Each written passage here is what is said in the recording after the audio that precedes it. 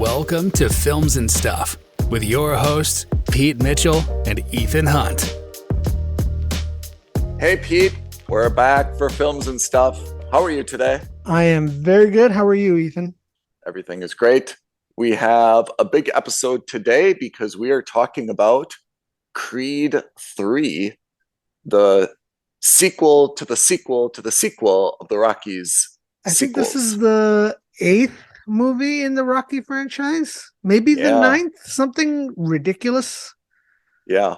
I think it's number 8, right? There were 5 Rockies and now we're at 6, 7, 8. But does that include Rocky Balboa, which wasn't a numbered Rocky? You're right. We might be at 9 then, totally. We might be, but I don't remember. It could be 8 overall because maybe I'm confusing Rocky 5.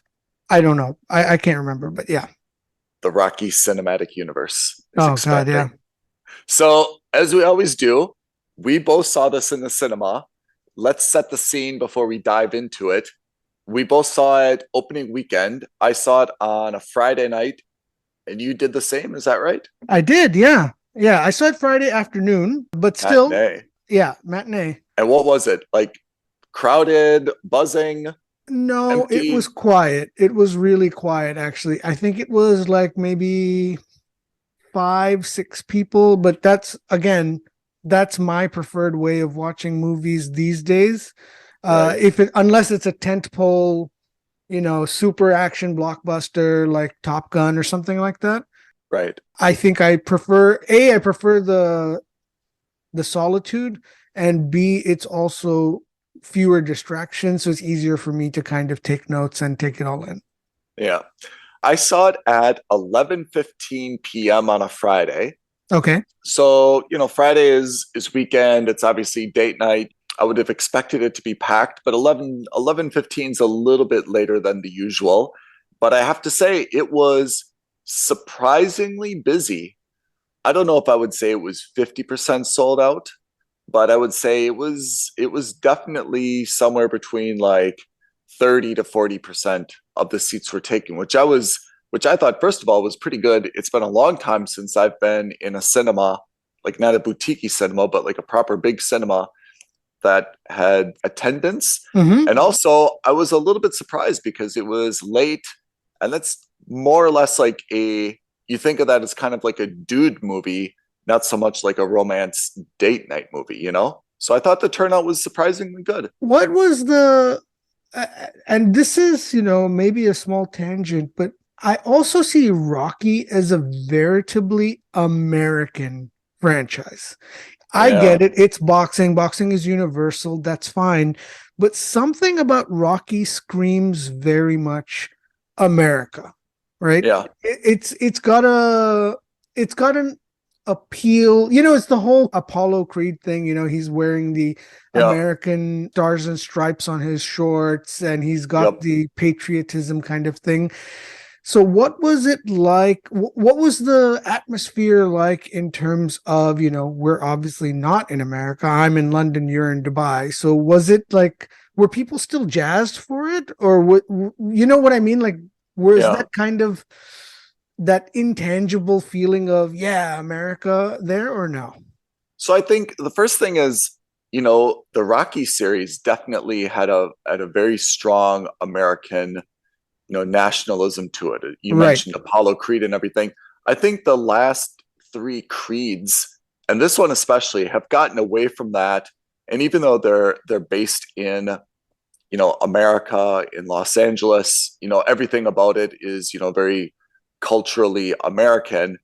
It's not so much an American story. It's just a story that happens to take place in America. So totally. I think a little bit of that nationalism has been watered down by Michael B. Jordan and by the fact that it is focused on the sun.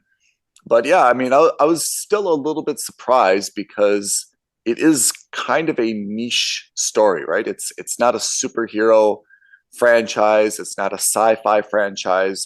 Boxing is a little bit gory, a little bit niche, and I think that, and we'll get to this, the love story I don't think is like very strong in Creed. It was a little bit more between, Rocky and Adrian. That was a very, I think they spent a little bit more time on it. Yeah.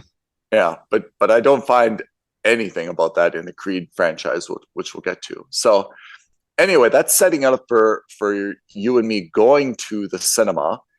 And I thought this was definitely a movie that I wanted to see in the cinema, just because it is an action franchise, right? Boxing is inevitably about action. So I really wanted to see it on a big screen. I think that, would probably do it more justice. But in terms of my level of enthusiasm, I was like, nah, Ant-Man, I'm like, I've got to get there for the beginning of Ant-Man. Like, no matter what, I cannot miss, the start of Ant-Man. For Creed, I was kind of like, if I'm running late, I'll get there.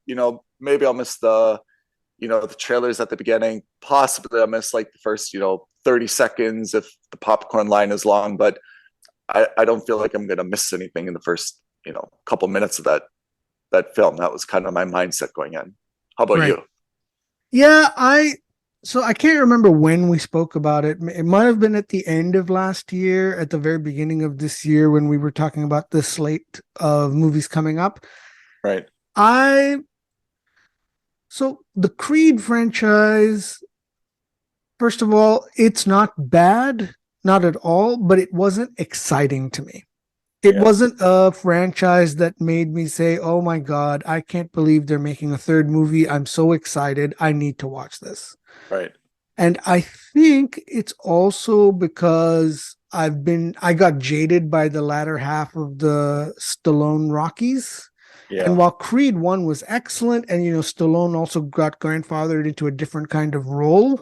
Yeah. I just felt the first one was good. The second one wasn't necessary, but kept the boat going. And I feel the same about this one. At the end of the second one, I said to myself, I hope they don't need, or I don't think they need to make a third movie. I think we're okay. If the franchise ends here, that's fine by me. I don't think they need to keep doing it. And frankly speaking, that's exactly how I feel after I saw this movie again, which is not a bad thing, but it is also an indictment to say that I saw it because, of course, A, that's our job, and B, it was a decent movie. But I didn't walk out of the cinema going, man, I can't wait to see if and where this franchise goes next. So I agree with your post-movie assessment.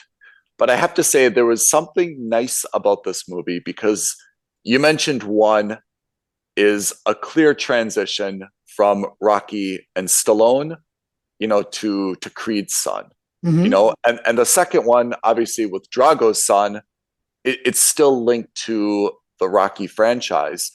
This was the first film. There's no Stallone, and it really stood on its own feet in terms of the independence of the character, which I thought was refreshing. I thought the storyline I thought the high level storyline was pretty good. I have a few nits that we'll get to in terms of how they pulled it off. And I enjoyed the movie. I think there's a lot of good things about it. I definitely think I got my money's worth, my value's worth, but I'm the same as you. I'm not at all curious as to where the story goes from here, although I understand it's going to continue.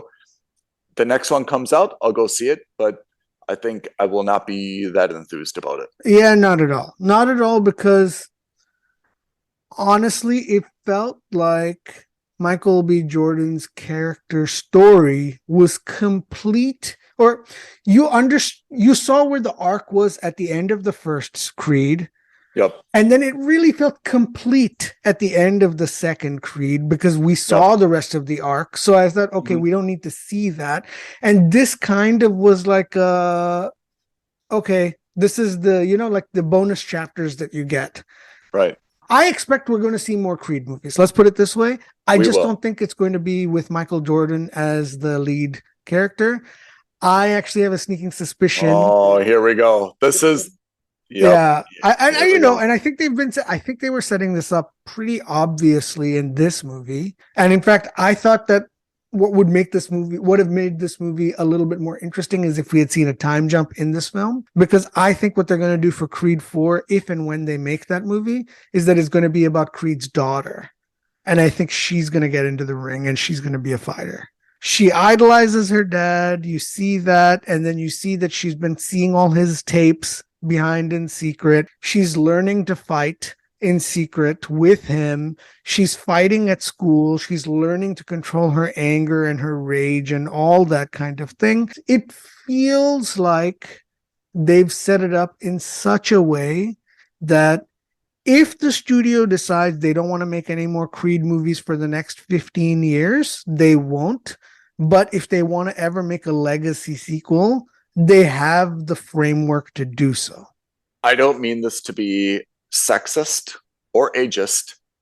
I have no desire whatsoever to see a movie about Creed's daughter being a boxer. Mm-hmm. I just don't. I liked her in this movie. I thought she was cute. I thought that she was fine, but like most child actors and child roles in movies where the movie isn't centered around the child, I'd say out of every 100 child acting roles, maybe 3 to 5 of them are scene stealers. 15 to 20 of them, the kid is doing the job they were hired to do. And then, for me, the rest of it is, a majority of it is I could have done without that child actor kind of taking up space on screen. So I think we can't talk about the child actor or Tessa Thompson without addressing the fact that Tessa Thompson has a disability in the movie. I don't think it's in real life, correct? Yes, in the movie. She's hearing impaired in the movie. Well, yeah, so she's trending towards it. Yes. And we saw that kind of like in the first one and the second one, it's her ongoing disability, and I'm okay with it. It's a storyline they thought would somehow be relevant or add some, I don't know. It adds a small flavor. Yeah, exactly. But that's fine. I have a problem though with one. I'm not sure if this is a hereditary thing, but the daughter seems to be completely deaf, which I think is... Yeah, they did that when she was born in Creed 2. We learned that, right? So we saw that the kid was born with hearing difficulties. But this is, again, nothing bad towards hearing impaired people. That's a hard disability to pull off in a movie, right? A movie, by definition, is something visual and there is sound, right? So when one of the characters now has to rely on sign language, you're introducing an element into the film that's automatically like hard to pull off. So, if you really want a disability for whatever reason, you want to add some flavor, you want to add some sympathy, is being hearing impaired the best disability to introduce in a movie? I think that I didn't have a problem with it. I think it was nice because they laid the groundwork for all the way back to from Creed 1, because she used sign language to talk to Adonis. So Tessa Thompson would use sign language to talk to Adonis or to Michael B. Jordan pre-fight, just to make sure that he was okay, to make sure he was comfortable. And, it was literally a silent language that only the two of them shared. Yeah. So I thought, it's kind of like coded language, even though it's obviously not coded, but which is something that was only shared by the two of them, which then becomes the 3/4 of them with the mom and with the daughter. Yeah. So I didn't have a problem with it. I thought that was absolutely fine. I just think my issue, which again isn't really an issue, is the more fundamental, foundational issue, which is they set up a B plot with her. They really pushed the daughter into the film in a way that was unnecessary, unless it was intentionally force a fourth movie. Exactly. And that's where the problem was. It didn't add anything to the B plot in this movie was that she was fighting with students in her school, and that a way to kind of not solve that problem, but a way to kind of release and get an outlet for that was that she started training with her dad in secret behind her mom's back. It's too much but that family didn't drama pay for me. off. But Yeah. that didn't pay off in any way Yeah. because Tessa Thompson never finds out. And if she Yeah. does, she seems okay with it. But like it's Yeah. never really addressed again. And so Yeah. it's just kind of left as like a loose hanging thread. Like Yeah. it would have been interesting. Even if, you know, at the last scene, and of course, spoiler alert, the very last scene is when the three of them are in the boxing ring in the middle of Dodger Stadium, which, by the way, visually was fantastic. But like visually is fantastic. But I have a whole host of problems with, you know, hosting Same. a boxing match in a baseball arena. Boxing rings are famously small, so you're effectively, you know. Anyway, we'll get to that. But the point was that they didn't really ever address that again. So it was a B plot or a C plot that was never talked about again, which clearly means they're either setting it up for Creed 4, if and when they make that, or they just didn't really think it through or finish that thought. That's the fundamental problem I had with it. And which is why it didn't leave a bad taste in my mouth whatsoever, because again, I thought the kid was fantastic. I thought she was very cute. I thought she was very good in that. And I thought the relationship that she had between her parents and her was it felt authentic. It didn't feel manufactured, but it didn't go anywhere either. That was the problem. There was no payoff. So strange that the opening scene then, and maybe not the opening scene, but one of the first scenes is you see Michael B. Jordan kind of like taking a nap, and the daughter wakes him up, and then they have this like cute little tea party, right? Where he calls her princess and everything. That's starkly different to the end of the film where, you know, she wants to be a boxer, right? You see at the beginning, at least the relationship with the father, but like it doesn't indicate at the beginning of the movie that she's like a tomboy, that she's like hyper aggressive or like athletic or anything, right? It makes her seem very girly girl at the beginning. Yeah. But, you know, I think that's a normal trope, is that, you know, girls tend to idolize their fathers at a younger age. So that kind of, that's fine. What do you think of the main plot, right? The main plot I thought was really what this movie is all about, right? Creed is retired, and we, you know, find that he had a childhood friend. They got in trouble together. The friend's been incarcerated for 16 or 18 years. He's back. Right, a lot of guilt on the part of Creed. Michael B. Jordan, yeah. What'd you think of that? I think that this was as safe an overall plot as you could go. It wasn't anything super special. It wasn't anything. What I think will make people love this movie, because I don't think anyone's going to hate this movie, but at the same time, I don't think many people are going to love this movie. But for the people who do love this movie, I expect it to be because of the acting and the actors, not because of the story. The story was as safe, middle of the road as you can go. Retired champ has his own now cadre of boxers that he wants to bring up. Someone that he wronged as a child, or someone that he thought he wronged in his youth, comes back, tries to take everything away from him, and they fight. They have to duke it out to kind of settle their scores. And it's such a cliched and expected and almost boring story. Like, at no point did I think Creed was going to lose that final battle. Yeah, I agree. I think I like the storyline. I have to say, I think this is super cool that, you know, he was kind of the, you know, he had a friend who was a little bit older, who was an exceptional boxer, right? And, you know, they got in some trouble. The friend went away. I liked the whole thing, but I felt like they didn't pull it off quite right in terms of the sequence of events when the guy returned. You know, Jonathan Majors, I thought, did a great job with that character, both as the sympathetic, very polite ex-con, and also as the Mike Tyson-ish, you know, like boxing villain. I thought he played that role exceptional, but I didn't like the way that it kind of presented itself, you know, because he turned up, which is believable. And then he's like, hey man, I still think I've got something left in the tank. I'm going to train, I'm going to work my way up. I totally agree with that. I totally agree that, Michael B. Jordan, should have given him, the training space that he did and given him a shot. I thought it really jumped the tank when they did this manufactured like assault on his fighter's opponent. Yeah. Right. I thought this came out of nowhere.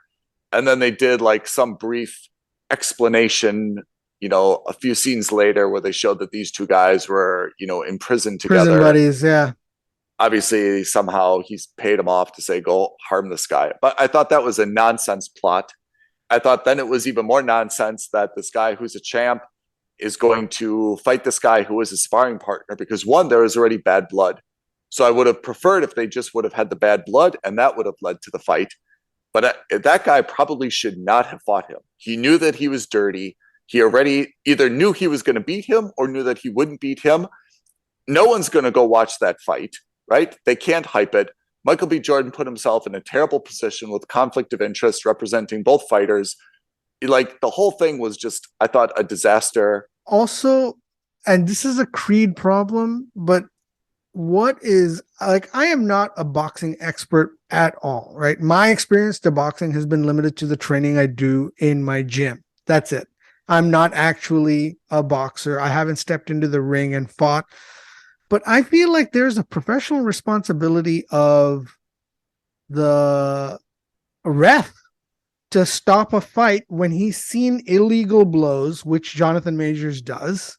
And when he sees that this is clearly a game over, like this should never have gotten as far as it did. We saw this happen also in Creed 2, by the way. At some point, it's the ref's responsibility to call it then and there, right? Yeah. That first illegal blow, it should have been like, okay, you're out. It's not like when Mike Tyson bit off Evander Holyfield's ear, the ref was like, you're fine. You've still got one more ear. Keep going a few more rounds. That never would happen. So I don't understand why this fight didn't stop then and there. And I think the reason they didn't do that is because they already did the same storyline in the second Creed, right? When he fights Drago loses that first match because he's disqualified. Yeah, exactly. Yeah. So I think they couldn't have done it again, even though that's clearly what they were doing. Yeah. I didn't like how that got set up. I thought that just didn't follow the rest of the plausibility of the film. And then I thought the second part to that was, I'm still not clear why, Creed fought him. He's like, oh, well, the guy's giving like interviews and like hurting my feelings in the media. Like, I'm still not clear exactly what the big issue was, right? Creed didn't have to go to his like turf whenever he was having like this bonfire, wherever it was, and confront him. Creed could have just said, look, dude, I gave you a fight. Like, you were He's dirty. A guy on parole. One call to the parole officer, and here's the evidence. This is the guy. Investigate the link between the guy who clearly he's friends with from jail. Great point. Great point. This should never have happened, right? I agree. And again, this is obviously a movie. We're not, but this is such a glaring plot hole, and it could have been explained away so simply with a few lines of dialogue, or at least addressed. But like, I'm sitting there thinking, well, any reasonable boxing manager who sees the picture of the two of the guys consorting with each other, the first thing I would do is call up the police. I would call up the parole officer and say, hey, by the way, the guy who was supposed to fight was set up by the guy who did fight. Yeah, very clear. But even that notwithstanding, I'm not sure why Creed cares anymore. Like, it seemed like his whole reason after retiring for 3 years off, he wanted to get in the ring. Why? Because the guy was like running his mouth in interviews. Like, his family wasn't like in physical jeopardy. They weren't really in danger, right? The guy was just like jawing a little bit in the media. Is that the extent of the issue? Am I missing something in the plot? Yeah, I think that was really more or less it. It was, you took advantage of my good hospitality. You stabbed me in the back by setting up this in bad faith. You jawed on it on ESPN with Steven Smith, and I hate Steven Smith, by the way. Yeah. And but that's okay, it. That's because it. Because like Creed and Tessa Thompson had like this big fireside, like kind of emotional heart to heart, like this was, I felt like not the climax of the movie, but kind of like the emotional climax where they're like, hey, I'm not good at sharing my feelings, blah, blah, blah, blah. And then, he's like, I think the only way that I can make it stop is to fight him. Time out. Make what stop? Like he's just doing interviews. What? You're retired. You retired as a champ. You're allowed to move on for the rest of your life. Whenever someone says, hey, I could have beat you, like, give me a shot. You can't come out of retirement in your 40s and your 50s and your 60s. At some point, you have to be like, hey, I'm retired, man. You're the champ now. Good for you. Go fight a contender. Like, I'm retired. I've got a business to run, And then Tessa Thompson's so serious, like, then you have to fight him. Why? Like, your family's not in jeopardy. Why do you want your retired husband to go back to this? Who's out of shape? Yeah, either he could be, first of all, the guy is a dirty fighter. Your husband could be, he could get injured, right? Seriously injured, just like in $1 Million Baby, right? Where exactly. Where paralyzed because she fought a dirty, Hilary Swank. She fought a dirty fight. Or if he loses, how is that even better? Yeah, because that ruins his credibility, or not credibility, but like his, his legacy. The champion, his legacy. Yeah. There's no upside at all. No upside at all. So that's, I think, my problem with, I like the idea of the plot with Dame coming back and Michael B. Jordan feeling like guilty, he owes him something. I don't like how the plot went from that to Michael B. Jordan feeling like he has to fight him for a reason that's still not like fully defined, except for the fact that he kind of wants to get payback for him hurting his fighter, which is really a referee issue or his fighter's issue. And he kind of wants to stop him saying all these nasty, sarcastic things in interviews. I couldn't get there emotionally in terms of what the stakes were for this. If he had just pulled out that picture on that show with Steven Smith and made it public that this guy is a bum and that he set up and coordinated this attack, movie over. Plot over, everything complete. We didn't need that. I will say to that point, though, to your point, I did like that we didn't get that cliched, I'm kind of tired of that cliched thing where the husband decides that he needs to get, or, one of the partners, I don't want to say husband, one of the partners decides that he or she wants to get back into the ring or do something that they have decided that they didn't want to do anymore. And then the spouse fights them about it and they have a big problem about it. She actually supported him. Yeah. And she was like, no, if you need to get into the ring, get into the ring, whatever. That I thought was a nice expectations subversion, because if that was going to be another bone of contention between the two of them, it would have been it's been played out so much, and it's a tiresome trope that I was happy to see that they didn't do that. I agree. I have to say, good point. I completely agree with that. Excellent point. It's good to see them aligned.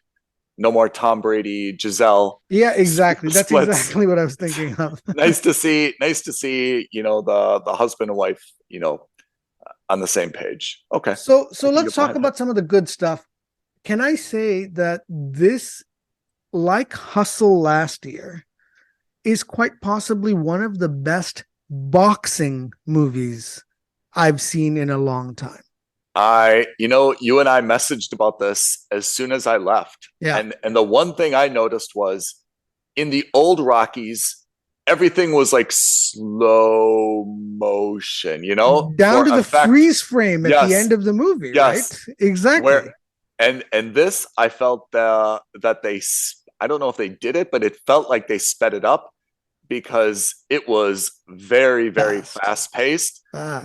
And the sound of the punches, I thought, was exceptional. I thought the camera angles where they had sometimes they had like a drone kind of hovering above. Sometimes they had like a camera below them. I thought it was exceptional choreography of those fight scenes. Really great. I will say that normally my feeling is that for watching action movies, you should definitely do it in the theater because there is that, secondary element of the sound effects and the visual effects that you can't replicate at home. Yeah. And I normally say that, look, for dramas, if you miss it in the cinema, you will not miss that audiovisual element at home. Whereas I think this is one of the few times where, especially for a sports drama, which is not really about the audiovisual element of it, but this movie, like, you felt those punches. The sound effects were so good. Yeah. The visualization was so excellent. Like you Yeah. said, I noticed it in particular, not with the above drone shots, but with the below drone shots. Yeah. And that final knockout where he slips his hand between Jonathan Major's two arms to knock him out. I thought that was absolutely superbly done. And this is going to be one of the rare times where I say that if you're hovering between watching it at home versus watching it in the cinema, I would say that the element of the AV experience that you would get in the cinema would probably drive you into you should watch it in the cinema, but only if you're already hovering between the two. I agree. The other thing you mentioned earlier, and I echo it, is the idea to, I think the first fight was in the Staples Center, right, where the Lakers play. It used to be called crypto.com, or for most of us, it's the Staples Center. Yeah. That was kind of normal, like nothing great. The one in Dodger Stadium, I agree, it's implausible, but that was super cool. Again, idea. The visual effects were fantastic. It looked good. It felt, so I remember telling you, because that's such a famous baseball stadium. Yeah. But it felt more like a concert than it did a sporting arena or a sporting event, right? Yeah. Like even with the fireworks spelling out his name and things like that. It was nice, but like I feel bad for anyone who was there to watch the fight. Because if you're sitting in and I know this is a uniquely American thing to say, so bear with us, but imagine you're sitting in a seat that's at least 250 meters away from the field. And you're now watching a boxing match, which from where you're standing literally looks like it's in a matchbox because that's how far away it is from you. No way. And baseball arenas aren't like basketball arenas or ice hockey arenas or even football stadiums. They're not known for their giant video screens in the middle. They have them at the very far end. So even though you have a massive screen, it's still a relatively small screen considering the fact that you're like now at this point almost like a kilometer away. So it becomes I'm being specious, maybe half kilometer, but still it's a long distance. So anyone who was at that event to watch the fight probably got screwed if they weren't physically on the baseball field. Yeah. I agree. It's not realistic, or it would be a terrible viewing experience. But it was really beautiful to watch. And the other thing that I thought that he did super cool was, remember, we've seen so many boxing movies, right? Round 1, round 2, then you see like usually they have like something on the screen that says like round 8, 9. You see like all these kind of fightings in the background. What they did here, which I thought was super cool, is remember they just kind of like were ghost boxing. Where they blacked out the arena. No audience. Nobody. No music. It's just the two of them in a dark arena fighting against each other. Like I thought fighting, that was wonderful. like battling. Like for me, it was like, wow, they're like really battling their demons. Like nothing else matters. Except like I thought that was a super cool transition to the 12th round. And usually we're so used to seeing dramatic 12th round endings, right? Like all the Rockies had like some crazy ending, right? As far as endings go, I thought it was okay. Like it wasn't. Because I think the dramatic moment was that highlight just between the two of them. I think that was the moment where even I was like, wow, okay, I've not seen anything like this before in a boxing movie. Yeah. or even in a sports movie. Yeah. And B, it really, that's when you're like, obviously, it's not really about the boxing anymore. It's Right. really just about the two of them hashing out whatever differences they have. That's right. I gotta say, and I think this is because, and I'm probably hung up on this unfairly or not rightly, but I just feel like the ending also seemed a bit limp wristed, pun intended, It really did. because you've just had this slobber knocker of a fight. You're all celebrating Oh, with your team in your locker great room. word. Great word. Yeah. And then you go to the guy who basically stabbed you in the back. He took advantage of you. He jawed at you on national TV. For someone who was so sensitive about getting into and so quick to getting into the fight, it was just weird to see them so quickly get out of the fight and have like, okay, I guess we're friends now. And if you ever need anything, actually do call me, which is weird. I don't know. It just felt a little inconsequential based on what we had just spent the last 2 hours seeing. Yeah. I have to say, I think you're right about the context of it. But when it happened, I kind of liked the idea that, I mean, Creed went in there and, kind of like offered the olive branch. Yeah. I think kind of the conversation, like, it's not how I would have written it, but I kind of like the gesture of Creed, and I kind of liked that. But I agree, like, within the context of the movie, it seemed to de-escalate all of that tension a little bit too conveniently. Yeah. This is now maybe not nitpicking, but this is, me putting on our usual Ethan and Pete have a different idea. But what I thought would have been interesting is in that sequence where they were fighting one-on-one without anyone else in a black arena. Yeah. I think what would have been cool or interesting is like if they had interspersed the two of them fighting with the two kids fighting, the two of them as kids fighting. Yeah. And then letting them jaw while they're fighting so that they're not just physically battling it out, but they're mentally sparring it out as well and getting it all out of their system. Yes. And if that had happened, then you're just like, all right, well, they really have settled their differences. Yeah. But like right now, for me, it's just like, okay, you beat the crap out of each other. Great.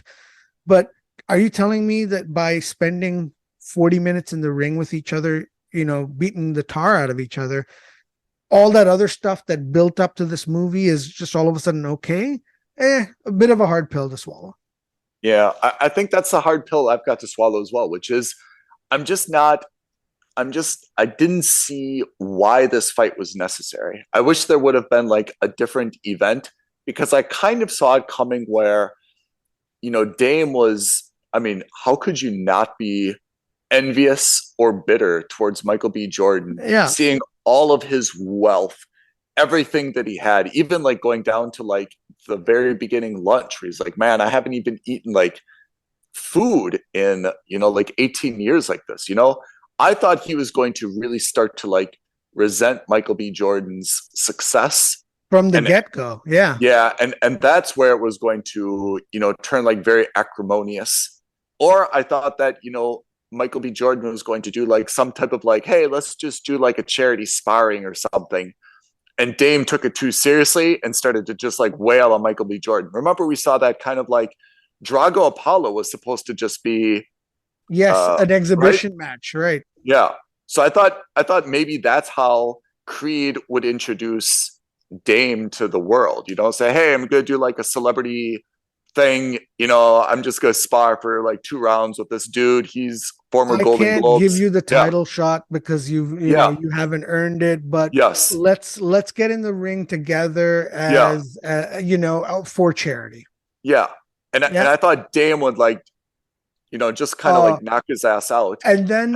And then you set up the third and final fight, which is then Dame against the current champion, who is Michael B. Jordan's thing. And then you allow Michael B. Jordan to transition into the Rocky role. That's my bigger problem. And I think we could brainstorm about it longer. But that was my issue, is that I just didn't see the natural flow of how Michael B. Jordan had to fight Dame. I really didn't think that Dame did anything bad enough. and I just didn't really see what the purpose was, and I was just trying to find like a stronger link, between those two events. I mean, my second problem is that you could also have a subtitle to this movie being "Bad Decisions by Felicia Rashad" that screwed her son and put him in this position, right? In a way, yes. I mean, her point was that if I hadn't done this, you wouldn't be the man you are today. But that line cuts both ways, which is this wouldn't have happened if she had done what she had done either. Yeah. Right. And such a simple act, just by withholding letters from his best friend. And with all letters you withhold from your son, you burn the evidence. You should always keep them in a shoebox in your closet.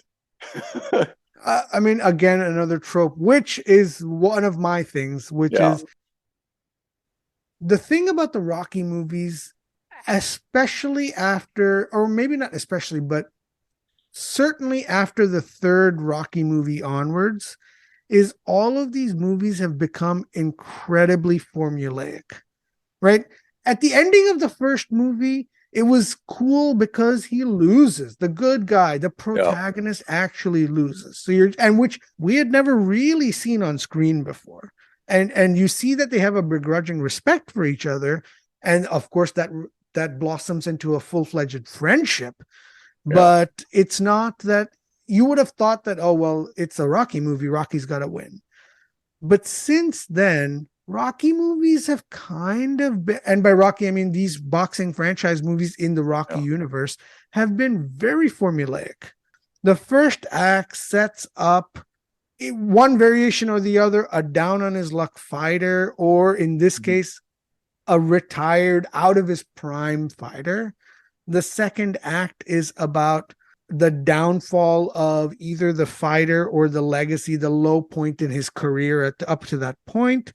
And then the third act inevitably involves a training montage, which we see for the third time in the Rocky franchise, right? Yep. We saw it in Creed 1. We saw it in Creed 2. We're seeing it again in Creed 3. And so we see a training montage, and then it accelerates almost immediately after the training montage straight into the ring. There's no ifs, ands, or buts. The moment you see a training montage in a Rocky movie, you know you're going to go straight into the ring right after. And then there's a little bit of back and forth in the ring in the third act, but inevitably Rocky, or in this case Creed, comes out on top. What did you think of the training montage? There's been some historically iconic training montages in this franchise. What did you think of this one? I don't think any of the training montages in the modern films hold a candle to the original. Like, I want to see him punch a side of beef in a freezer. I want to see him hauling logs. Siberia. Yeah, I want to see him hauling logs in a snowy cabin, at a snowing cabin.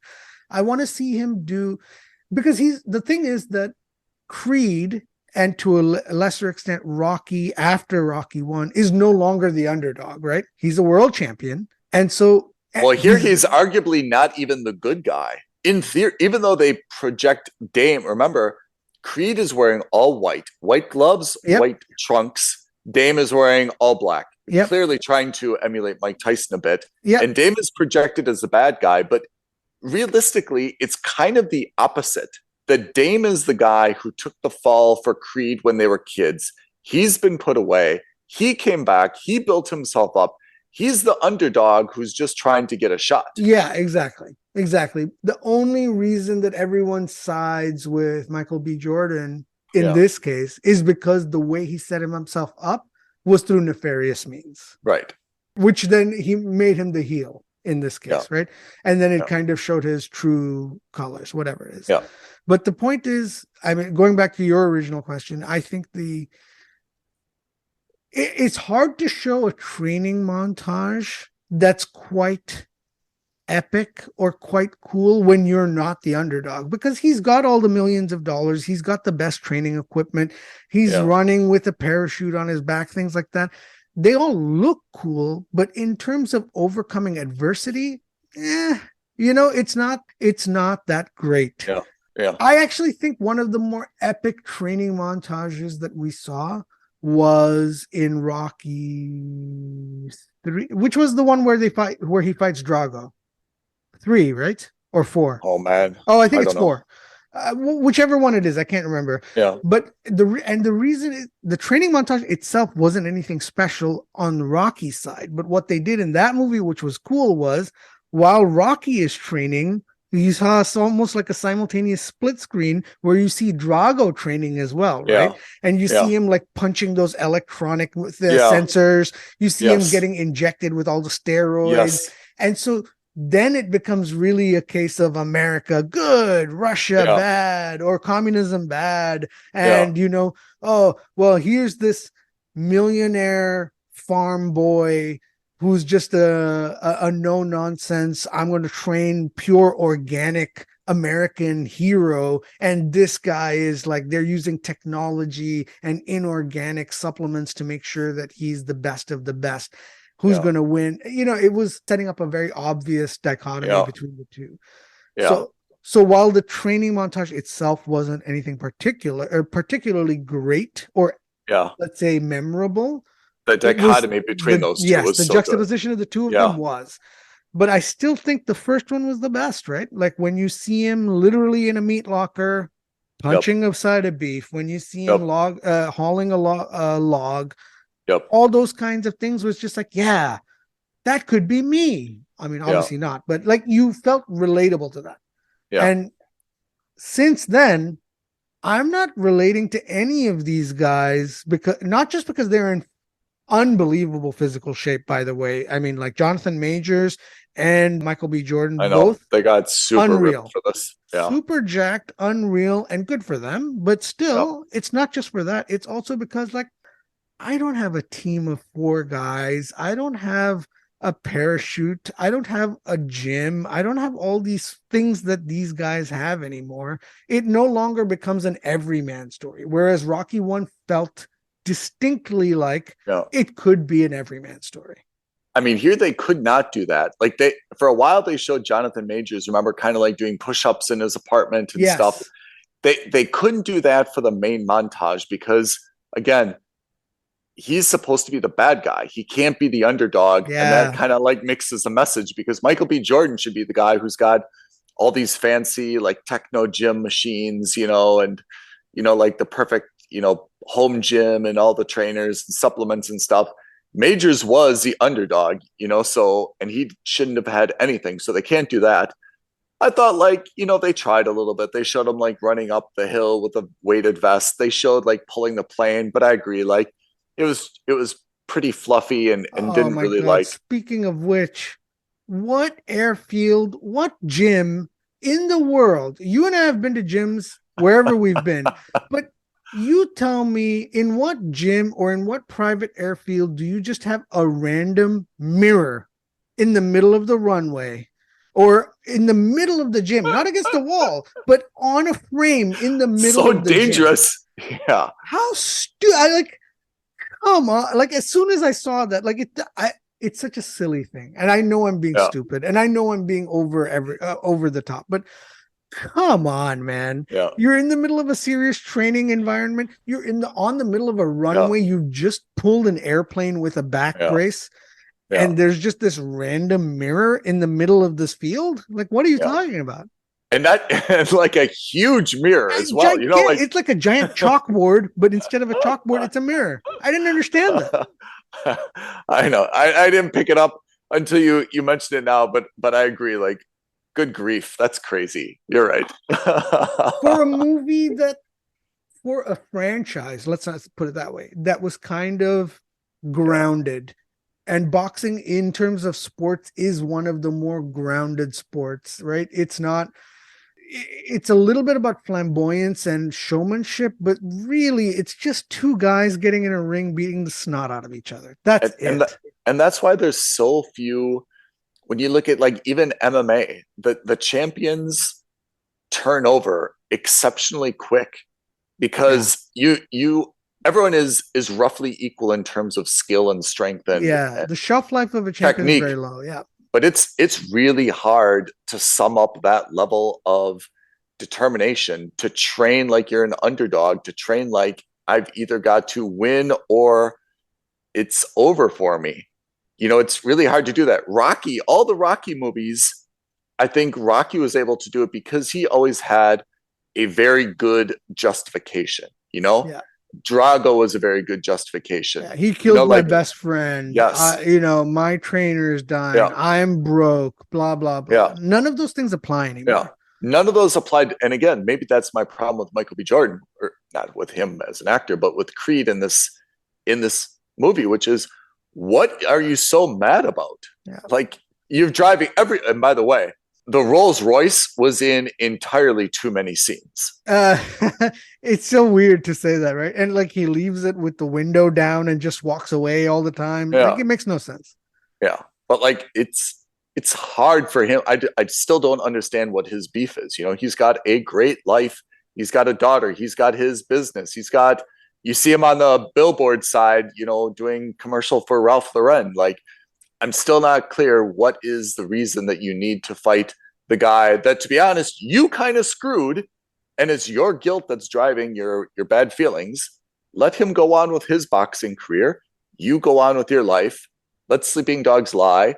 The guy will stop calling you out after a couple weeks, and that's the end of it.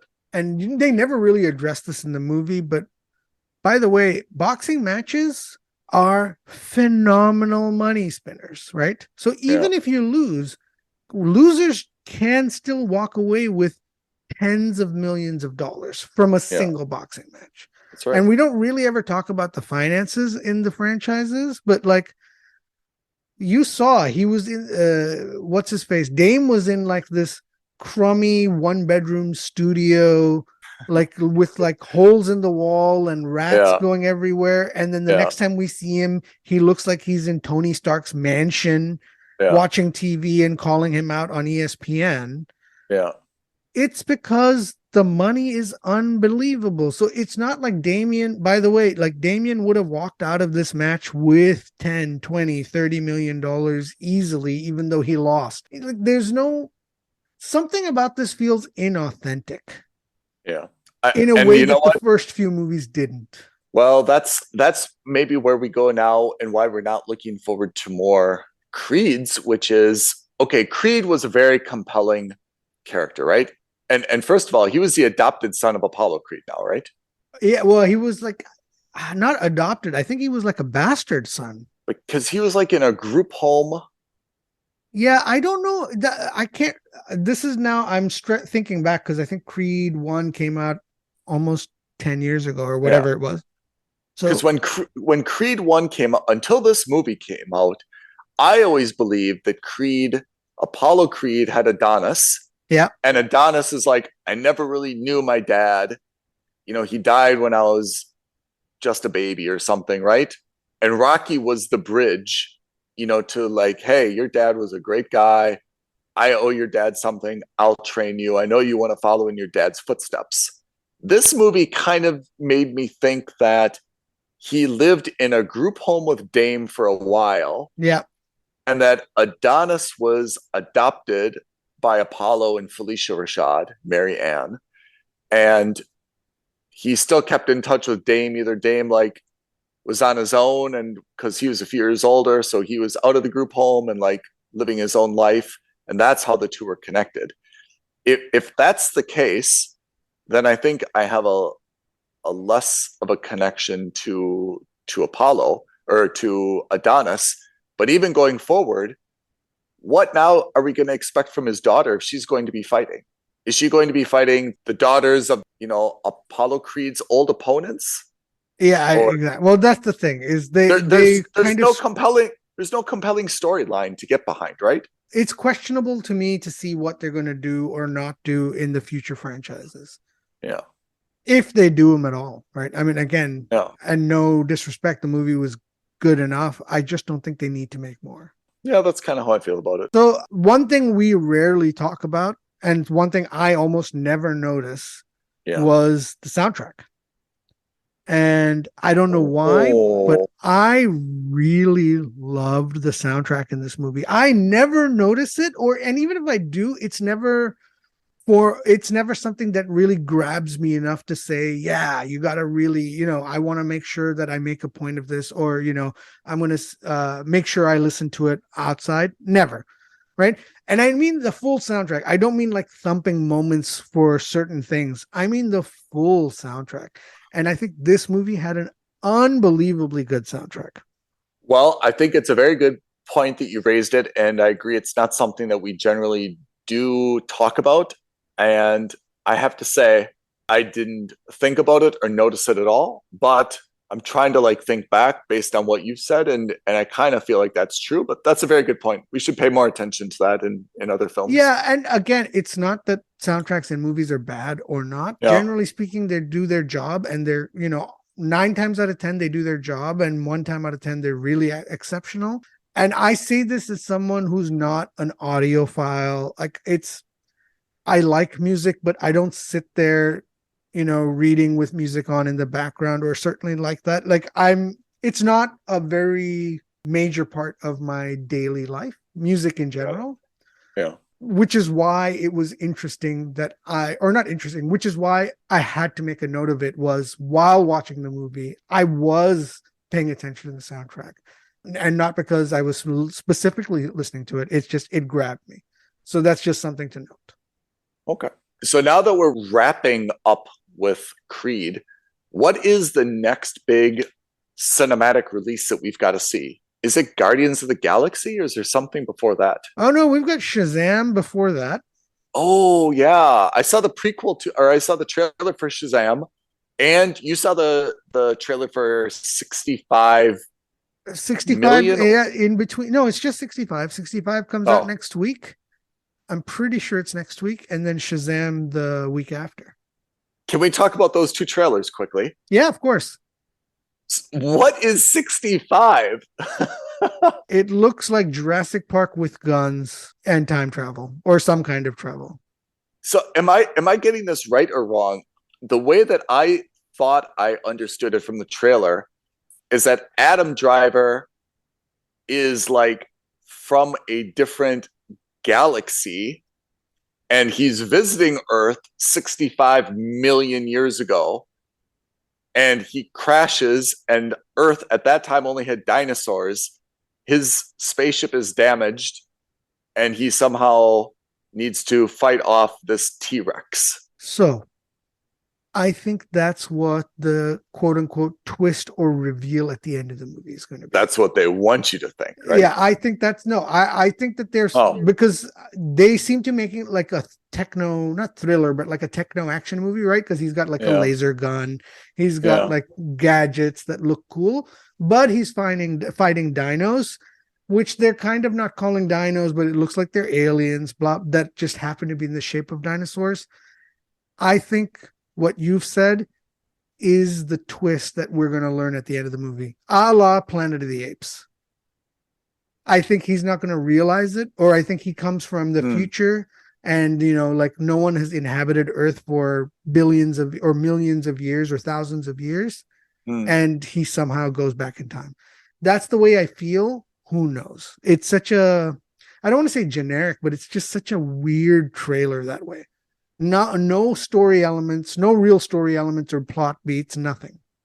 Yeah, I would say I'm not excited about it, but I will probably see it.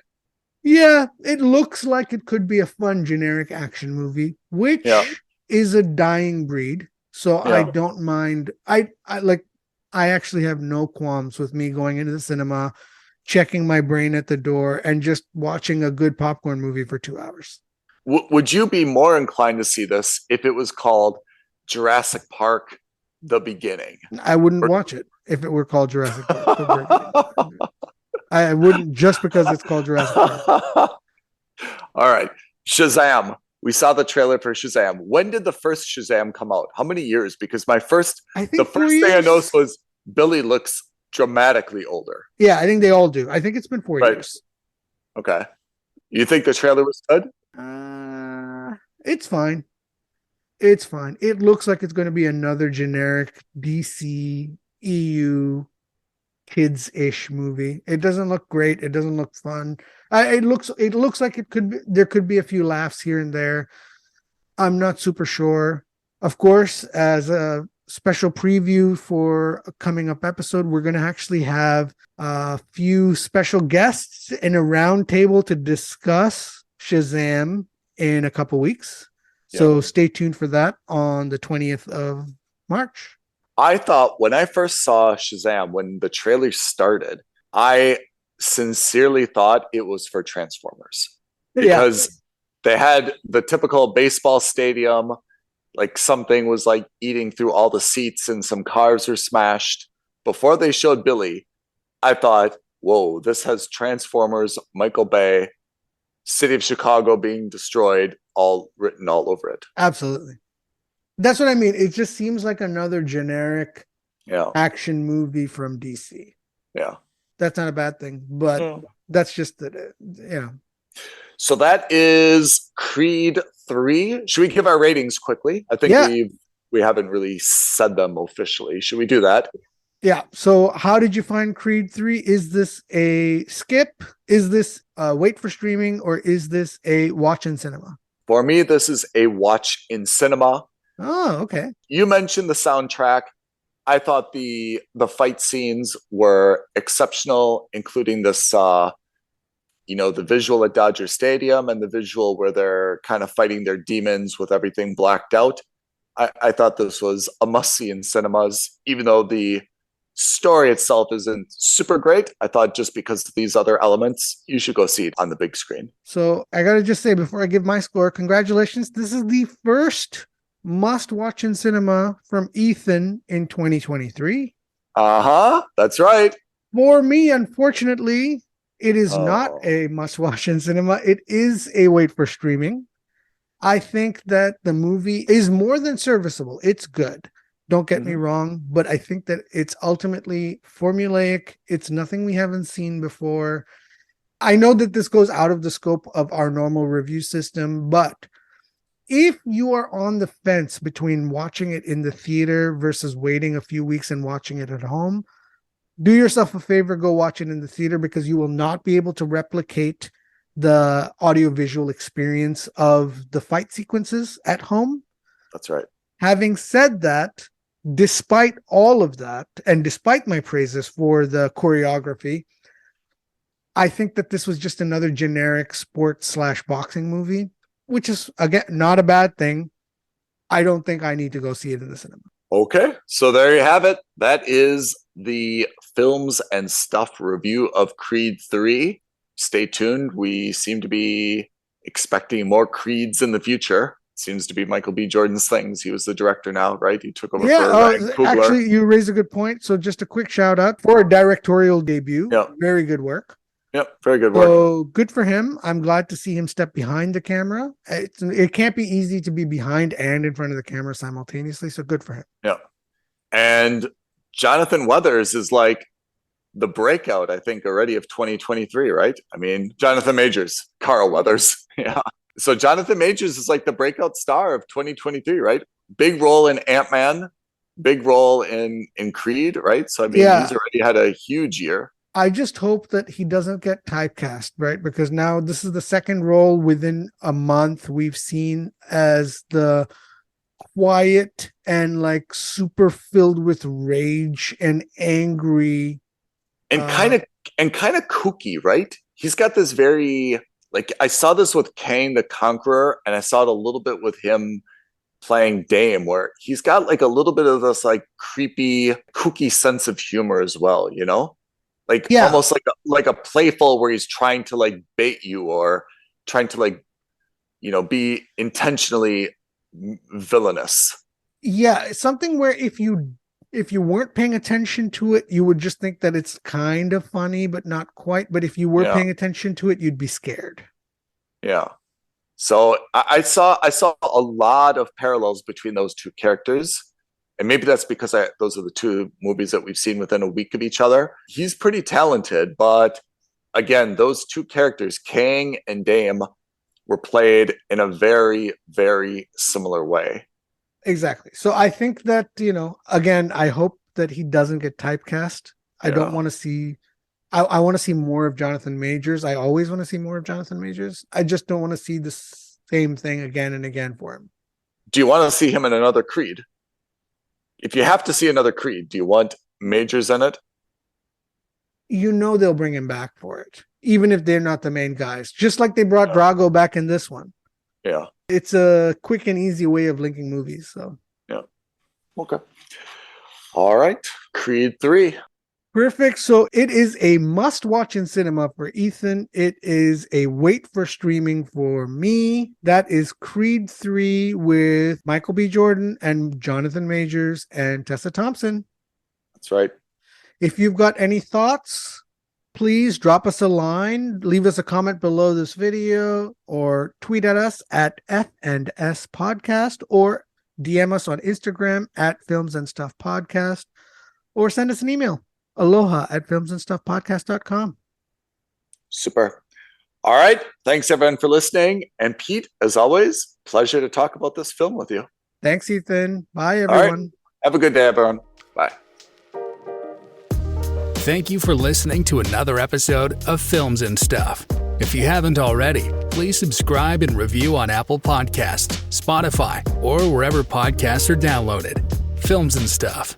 There is no substitute.